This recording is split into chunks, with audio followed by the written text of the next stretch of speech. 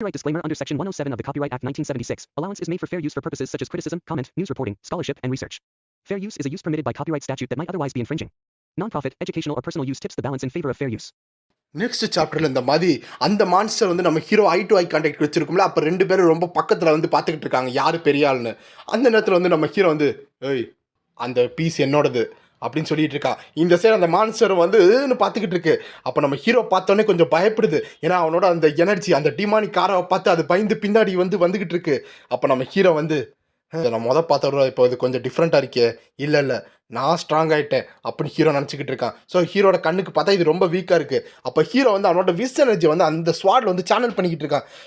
உன்னால் முடிஞ்சதை நீ பண்ணிக்கோ அப்படின்னு சொல்லும்போது அங்கே இருக்கிற அந்த குரங்குக்கு உடம்பெல்லாம் வேர்க்குது. அதற்கு உயிர் பயம் வர ஆரம்பிச்சிருச்சு. நம்ம ஹீரோ பெரிய ஆள் நினச்சிட்டு அந்த இடத்த விட்டு பின்னாடி போக ஆரம்பிச்சிருச்சு. இவ்வளோ பெரிய பவர் வந்து அந்த குரங்கு வந்து அதோட உயிருக்கு க்ரெட்டு நினச்சிக்கிட்டு இருக்கு. அப்போ அந்த குரங்கு வந்து கத்துது. அப்போ நம்ம ஹீரோ வந்து அதெல்லாம் பார்த்துக்கிட்டு இருக்கான். இதை பார்த்தா தெரியுது இது எவ்வளோ ஸ்ட்ராங்காக இருக்குன்னு. ஆனால் இது ஒரு ஆவரேஜ் டிமானிக் பீஸ்டோட கீழே தான் இருக்குது அப்படின்னு ஹீரோ நினச்சிக்கிட்டு இருக்கான். அந்த இடத்துல வந்து நம்ம ஹீரோ என்ன சொல்கிறான்னா, எனக்கு 2 ஆப்ஷன் தரேன். ஒன்று, அந்த கீழே கிடக்குதுல அவனை தூக்கிட்டு நீ இந்த இடத்த விட்டு போயிடணும். அப்படி இல்லைனா என் கையில் நீ சாவணும். எதை நீ எடுக்கிற அப்படின்னு ஹீரோ வந்து அந்த டீமனுக்கு அந்த மான்ஸ்டருக்கு லிட்ரலி ஆர்டர் போட்டுக்கிட்டு இருக்கும்போது அந்த மான்ஸ்டர் அதோட உயிர் தான் முக்கியம்னு சொல்லிட்டு, அது போக அது ஒரு ஃப்ரீ ஸ்நாக்ஸ் தானே, அது எல்லாத்தையும் பார்த்துட்டு அந்த இடத்துல வந்து அந்த பையனை வந்து தூக்குறதுக்காக போயிட்டுருக்கு. அப்போது அது போகும்போது அது கத்துது. இருந்தாலும் பயமாக இருக்குது நம்ம ஹீரோ அடிச்சிருவானான்னு. ஏன்னா நம்ம ஹீரோ ஒரு ஸ்விங்கில் வந்து இந்த மான்ஸ்டரை மொத்தமாக காலி பண்ணிடலாம், அவ்வளோ பொட்டன்ஷியல் இருக்குது நம்ம ஹீரோக்கு. ஸோ அந்த ப்ளூ ஹேர் காரனை வந்து தூக்கிட்டு போகுது. ஸோ இதுக்கடுத்து அந்த ப்ளூ ஹேர் காரன் இருக்க மாட்டான், அவன் அவ்வளோதான் செத்துட்டான். இதை பார்த்து நம்ம ஹீரோ வந்து அவனோட விஸ் எனர்ஜியில் இருக்க அந்த ஸ்வாடை வந்து அப்படியே உரையில் வைக்கிறேன். என்னது இது, திரும்பி நம்ம போய் ஆகணுமா? அப்போ நம்ம ஹீரோ வந்து அந்த சைட் போயிட்டுருக்கான். நம்ம ஹீரோக்கு பின்னாடி என்னமோ எரிஞ்சிக்கிட்டு இருக்கிற மாதிரி இருக்குது. என்னென்னு பார்த்தா அங்கே இருக்க எல்லாமே, அதாவது அந்த ஹீரோட காம்ரேட்ஸ், அங்கே இருக்க காம்ரேட்ஸ்லாம் வந்து இவங்களை தேடிக்கிட்டு இருக்காங்க எங்கடா ஆளை காணோம்னு. அப்போ அங்கே இருக்க எல்லாரும் நம்ம ஹீரோ பார்த்ததுக்கு அடுத்து நம்ம ஹீரோ வந்து சரி இந்த சுச்சுவேஷனை நான் எப்படியாச்சும் எக்ஸ்பிளைன் பண்ணி இந்த இடத்த விட்டு தப்பிக்கணும் அப்படின்னு ஹீரோ நினச்சிக்கிட்டு இருக்கான். அப்போ அந்த இடத்துல நம்ம ஹீரோ எக்ஸ்பிளைன் பண்ணும்போது, அப்போனா நீ என்ன சொல்கிற, அந்த இவன் வந்து செத்துட்டேன்னு சொல்கிறாயா அப்படின்னு கேட்கும்போது நம்ம ஹீரோ ஆமான்னு சொல்கிறான். ஸோ இந்த இடத்துல வந்து அந்த 2 குரூப் இருக்கா, அந்த 2 குரூப்புக்கு நம்ம ஹீரோ எக்ஸ்பிளைன் பண்ணுறான். அந்த குரங்கு மான்ஸ்டர் தான் வந்து இந்த மாதிரி அந்த ப்ளூ ஹேர் காரனை வந்து காலி பண்ணிட்டு போயிடுச்சு அப்படின்னு சொல்கிறான். அது போக வந்து அவன் வந்து என்னை ஃபாலோ பண்ணிகிட்டு இருந்தான், அவன் வந்து என்னை புள்ளி பண்ணுன்னு நினச்சிக்கிட்டு இருந்தான். ஆனால் கடைசியாக வந்து அவன் டிமானிக் பீஸ்ட் மூலமாக செத்துட்டான், இதுதான் வந்து ரிப்போர்ட் அப்படின்னு ஹீரோ சொல்கிறானா. அந்த ப்ளூ ஹேர் காரனோட அந்த அண்ணன் இருப்பான்ல, அவன் சாய் இவனுக்கு இதுக்கெல்லாம் போய் செத்து போயிட்டானே அப்படின்னு நினச்சிக்கிட்டு இருக்காங்க. அந்த இடத்துல இன்னொருத்தன் வந்து அந்த ராஸ்கல் இப்படியா பண்ணுவான், உன்னை புள்ளி பண்ணிட்டான், சரி என்ன விடு, அவன் தான் அவனோட லைஃப் போயிடுச்சு, சரி இதுக்கு மேலே என்ன பண்ணுறது. அது போக வந்து அவன் உன்னை இப்படி புள்ளி பண்ணதுக்காக எங்களோட டர்க்கி மெஷினரி கிராப்ஸ்லேருந்து மன்னிப்பு கேட்குறோம் அப்படின்னு வந்து சொல்லிக்கிட்டு இருக்காங்க. அந்த நேரத்தில் வந்து யாரும் அவங்களோட அந்த ஸ்வாடோட உரையை வந்து வேகமாக தரையில் தட்டுறாங்க. வெயிட் பண்ணு மேக்ஸு, நீ என்ன சும்மா வாயில் வந்து அப்பாலஜி கொடுக்குற, இதெல்லாம் ஒரு ஆஃபரா, அவன் ஆல்மோஸ்ட் சாவர ஸ்டேஜுக்கு போயிருப்பான், உங்களோட அந்த மெஷினரி கிராப்ஸ் மூலமாக தான்டா இதாக இருக்குது, இல்லைனா வந்து என்ன நடந்திருக்கும், அவன் செத்துருந்தா என்னடா பண்ணியிருப்பீங்க அப்படின்னு வந்து டானியா வந்து ரொம்ப கத்திக்கிட்டு வேகமாக வந்துக்கிட்டு இருக்காங்க. ஸோ இவனே பேசிக்கிட்டு இருந்த கேரக்டர் பேர் மேக்ஸ். அப்போ அந்த மேக்ஸ் வந்து என்ன பேசுகிறதுன்னு தெரியாமல் இருக்கு. ஏன்னா வந்து எல்லாமே வந்து அவங்க மேலே தானே தப்பு. அதனால வந்து நீங்கள் என்ன பண்ணிக்கிட்டு இருக்கீங்கன்னு தெரியுமா, இதெல்லாம் பண்ணுவான்னு உனக்கு தெரியும்ல, அவன் இந்த மாதிரி ஒரு கேரக்டராக இருந்தால் நீங்கள் ஒழுங்காக பார்த்துக்க தெரியாதா அப்படின்னு சொல்லிட்டு இருக்கும்போது இந்த சைடு ஒருத்தனுக்கு கடுப்பு வருது. யாருன்னு பார்த்தா அந்த ப்ளூ ஹேரோட அண்ணன், ஏய் வார்த்தையை ஒழுங்காக பேசு அப்படின்னு சொல்கிறாங்க. ஏன்னா நீ பேசிக்கிட்டு இருக்கிறது என்னோட தம்பியை அப்படின்னு சொல்லும்போது நம்ம டானி அதை பற்றியெல்லாம் வந்து இது பண்ணிக்கவே இல்லை. உன் தம்பியாக இருந்தால் என்ன பண்ணுறது, நீ ஒழுங்காக சூப்பர்வைஸ் பண்ணியிருந்தானா இந்த மாதிரிலாம் நடந்திருக்குமா, நீ வந்து இப்படி அஜாக்கா இருந்தனா தானே உன் தம்பி இப்போ செத்து போனா அப்படின்னு வந்து டானியா சொல்லிட்டு இருக்காங்க. அதுக்கு நீ என்ன என்னோட பிரதரையோ சேர்த்து என்னையும் இன்சல்ட் பண்ணுறியா, எங்களோட மெஷினரி கிராப்ஸ் என்ன அவ்வளோ நல்லா நினச்சிக்கிட்டு இருக்கியா அப்படின்னு வந்து ஐ டு ஐக்கான்ட்டு வச்சுக்கிட்டு அந்த ப்ளூ ஹேரோட அண்ணன் வந்து இனிமேல் இவனையும் நம்ம ப்ளூ ஹேர்னே சொல்லுவோம். ஸோ இவன் வந்து இந்த மாதிரி வந்து கேட்கும்போது நம்ம டானியை வந்து அப்படியே முறைச்சி பார்த்துக்கிட்டு இருக்காங்க. ஸோ அங்கே இருக்க மைல்ஸ் வந்து நிப்பாட்டுங்க அப்படின்னு சொல்லும்போது எல்லாரும் அமைதியாயிட்டாங்க. மைல்ஸ் என்ன சொல்கிறாங்கன்னா, சரி இதுக்கு மேலே இது பண்ணாதீங்க, யார் மேலே எந்த தப்பு இல்லை, அது போக நம்ம பிளானுக்கு ஏற்ற மாதிரி நம்ம இந்த இடத்த விட்டு போயாகணும், சும்மா வந்து இது பண்ணிக்கிட்டு இருக்காதீங்க அப்படின்னு சொல்லும்போது இங்கே இருக்க மற்ற 2 பேரும் அமைதியாகிறாங்க. இருந்தாலும் அந்த ப்ளூ ஹேர் காரனுக்கு தான் ஈகோ அதிகமாக இருக்குது. அப்போ அங்கே இருக்கிற அந்த மைல்ஸ் என்ன சொல்கிறாங்கன்னா, இன்றைக்கி நடந்த இந்த இன்சிடெண்ட்டுக்கு முக்கியமான ஃபால்ட்டுக்கு காரணம் வந்து இந்த டர்க்கி மெஷினரி கிராப்ஸ் தான். அப்புறம் இந்த பேஸ் மெஷினரி கிராப்ஸ் வந்து கொஞ்சம் வார்த்தையை ஒழுங்காக பேசணும் அப்படின்னு 2 சைடு வந்து அவங்க கம்ப்ளைண்ட் பண்ணிக்கிட்டு இருக்காங்க. 2 பேரும் அமைதியாக இருக்காங்க. ஏன்னா இவர் தானே ஹையர் பண்ணி கொண்டு வந்தது. இது போக அவன் செத்ததை வச்சு நம்மளால் ஒன்றும் பண்ண முடியாது.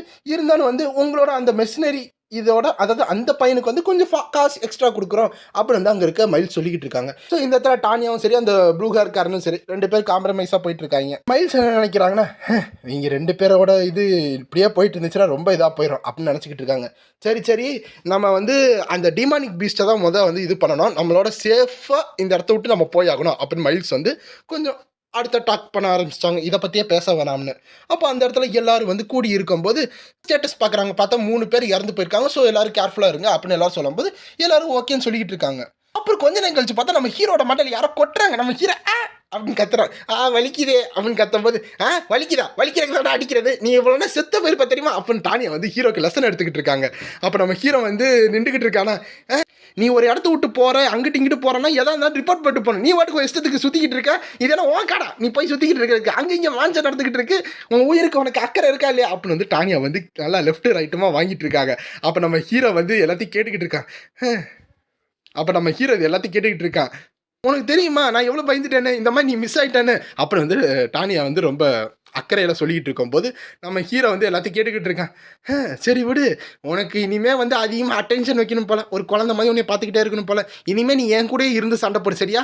அது போக இந்த விஷயத்துக்கு நான் உன்னை ப்ளேம் பண்ணல, ஏன்னா இது வந்து தானாக நடந்ததில்ல, அவையினால நடந்துச்சு அப்படின்னு டானியா வந்து கொஞ்சம் அமைதியாக, அதாவது ஹீரோ ரொம்ப திட்டாமல் அவனுக்கு லைஃப் எவ்வளோ மேட்ரு அப்படின்னு சொல்லிக்கிட்டு இருக்காங்க.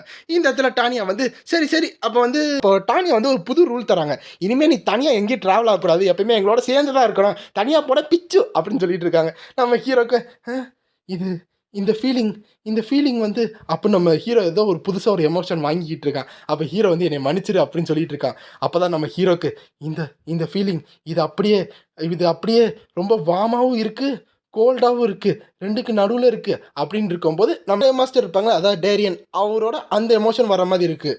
அந்த டானியா வந்து நம்ம ஹீரோட தலையை பிடிச்சி தடவிட்டு இருக்காங்க. அடுத்த தடவை ரொம்ப கேர்ஃபுல்லாக இரு அப்படின்னு சொல்லும்போது நம்ம ஹீரோக்கு வந்து இதை அப்படியே டேரியன் மாதிரியே இருக்கே, அப்படியே அவரோட ஃபீலிங் வருது, சரி நான் அப்படியே பண்ணுறேன் அப்படின்னு ஹீரோ வந்து அக்ரி பண்ணுறான், இனிமேல் நான் வந்து உங்கள் கண்ணு முன்னாடியே இருக்கேன்னு. அப்போ நம்ம ஹீரோ வந்து இதுதான் ஹியூமனோட ஃபீலிங்ஸா, இப்படி தான் இருக்குமா அப்படின்னு நினச்சிக்கிட்டு இருக்கான். அப்புறம் கொஞ்சம் நேரம் கழிச்சு அந்த நைட் டைம் முடிஞ்சதுக்கு அடுத்து அடுத்த நாள் காலையில் வந்து இந்த மாதிரி போய்கிட்டு இருக்காங்க அந்த மிஷினரி கிராப்ஸ் குரூப்ஸ். ஸோ அதுக்கடுத்து வந்து அடுத்த நாள் காலையில் காமிக்கிறாங்க. அது எதோட டாக் ஆரம்பிக்கிறாங்க, நேற்று நடந்த இன்சிடென்ட், அதான் இந்த மாதிரி வந்து குரங்கு வந்து 3 பேரை சாவடிச்சிச்சுல, அதை பற்றி பேசிகிட்டு இருக்காங்க. ஸோ எந்த இடத்துல இருந்து வேணாலும் ஆம்பிஷ் வரும், ஸோ எல்லோரும் ரெடியாக இருக்குன்னு சொல்லும்போது எல்லோரும் அவங்களோட குதிரையில் வந்து ரோமிங் ஆகிட்டு இருக்காங்க. அதுலேயே வந்து பின் வந்து என்ன சொல்கிறாங்கன்னா, எல்லோரும் உங்களோட ஸ்ட்ரென்த்தை வந்து கண்ட்ரோல் பண்ணி வச்சுக்கோங்க, எப்பவுமே அவங்க ஸ்ட்ரென்த்தை வந்து வேஸ்ட்டாக வந்து லூஸ் பண்ணிடாதீங்க, இந்த ஃபாரஸ்ட் விட்டு போகிறது தான் நம்ம ஃபஸ்ட்டு ப்ரையாரிட்டி அப்படின்னு சொல்லிட்டு எல்லாரும் வந்து குதிரையில் போயிட்டு இருக்காங்க. அதனால முக்கியமான விஷயம் யாரும் தொலைஞ்சு போயிடாதீங்க அப்படின்னு வந்து பின் வந்து ஒரு லீடராக சொல்லிக்கிட்டு இருக்காங்க. பின்னா இருக்க டானியா மற்ற எல்லா குரூப் வந்து எஸ் சார் அப்படின்னு கத்திக்கிட்டு இருக்காங்க. அப்படியே கொஞ்சம் கழிச்சு பார்த்தா இந்த ஃபேஸ் மெஷினரி கில்ட்ஸ், அதாவது நம்ம ஹீரோட மெஷினரி குரூப்ஸ் எல்லோரும் சேர்ந்து அங்கே வர எல்லா மான்ஸ்டர்ஸையும் அழிச்சிக்கிட்டு இருக்காங்க, அதை விட்டு தள்ளிக்கிட்டு இருக்காங்க. அது கொஞ்சம் கொஞ்சமாக அதிகமாகிட்டே இருக்குது. பட் இந்த சைடு பார்த்தா இந்த டர்க்கி மெஷினரி குரூப்ஸ் வந்து யாருமே அமைதியாக இருக்காங்க, அவங்க அட்டாக் பண்ணாமல் அங்கே ப்ரொடெக்ட் பண்ணிக்கிட்டு இருக்காங்க. அந்த இடத்துல இன்னும் எக்கச்சக்கமான மான்ஸ்டர் வரும்போது இங்கே தனியாக இந்த பேஸ் மெஷினரி குரூப் மட்டும் அட்டாக் பண்ணிக்கிட்டு இருக்காங்க. அந்த நேரம் அப்போ அது இன்னும் வந்துக்கிட்டு இருக்கு. அப்போ அங்கே இருக்கிறவங்க என்ன சொன்னாங்கன்னா, டேய் என்னடா இது வந்துக்கிட்டே இருக்குது, 2 நாளாக நம்ம சண்டை போட்டுக்கிட்டு இருக்கோம், இப்படியே போயிட்டு இருந்துச்சுன்னா நம்மளுக்கு டேஞ்சர் அப்படின்னு அங்கே இருக்கிறவங்க சொல்லிக்கிட்டு இருக்காங்க. அந்த நேரத்தில் ஃபின் வந்து ஐயோ இது என்ன இப்படி வந்துக்கிட்டு இருக்கு, இப்படி வந்துக்கிட்டு இருந்துச்சுன்னா அப்படிதான் ஐயோ அப்படின்னு வந்து ஃபின் பயந்துக்கிட்டு இருக்கான். முக்கியமான விஷயம் என்னன்னா, என்னால் அந்த பாஸ்டரோட டிமானிக் எனர்ஜியை ஃபீல் பண்ண முடியுது அப்படின்னு ஹீரோ சொல்கிறான். யாரோட எனர்ஜினா அங்கே இருக்கிற அந்த லீடரோட எனர்ஜி. அதாவது அது ஏன் க்ளோஸாக வர மாட்டுதுன்னு எனக்கு தெரியல, ஒருவேளை அது முன்னாடி இருந்துட்டு மற்ற மெஷினரி குரூப்ஸில் இருக்க எல்லாரையும் டயர்டாக்கிற அளவு அதோட ஆர்மியை அமுச்சு விட்டுட்டு அதுக்கடுத்து அது வரப்போகுதுன்னு நினைக்கிறேன் அப்படின்னு ஹீரோ வந்து கரெக்டாக அது என்ன பிளான் பண்ணுதுன்னு கண்டுபிடிச்சிட்டான். அதுக்கு பின்னாடி அந்த மான்ஸ்டர் வந்து அதோட டிமானிக் எனர்ஜியை கேதர் பண்ணிக்கிட்டு இருக்கு. அது நம்ம ஹீரோ பார்த்துக்கிட்டு இருக்கான், ஒருவேளை அதுக்கு இன்னும் நேரம் வரலன்னு. அப்புறம் கொஞ்சம் கழிச்சு பார்த்தா இங்கே எல்லாரும் பேண்டேஜ் போட்டுக்கிட்டு இருக்காங்க. அப்போ எவ்வளோ பெரிய வேலையாக இருந்துச்சு, ஆமாம் இந்த மாதிரிலாம் வந்து நடந்து எத்தனை வருஷம் ஆச்சு அப்படின்னு அவங்களுக்குள்ளே பேசிக்கிட்டு இருக்காங்க. அந்த நேரம் அப்போ அவங்களுக்குள்ளே வந்து நல்லா கிண்டல் கேலி அந்த மாதிரி பண்ணிகிட்டு இருக்காங்க. ஆனால் முக்கியமான விஷயம் நம்ம உயிர் ஊசலாடிக்கிட்டு இருக்கிறோம், அதை பற்றிலாம் கவலை இல்லையான்னு கேட்டால், டே என்னடா பயந்துக்கிட்டு இருக்க, வந்தால் வரட்டும் போனா போட்டேன் அப்படின்னு பேசிக்கிட்டு இருக்காங்க. அந்த நேரம் அப்போ வந்து இங்கே இருக்க பின் வந்து பார்த்துக்கிட்டு இருக்காரு. அவர் பார்த்துட்டு இருக்கும்போது அவருக்கு பின்னாடி டானியா வந்து, டேமிட் அந்த டேமிட் வந்து ஊட்டர், அப்புறம் மார்க்கோஸ், இப்போ சியான் வேறயா?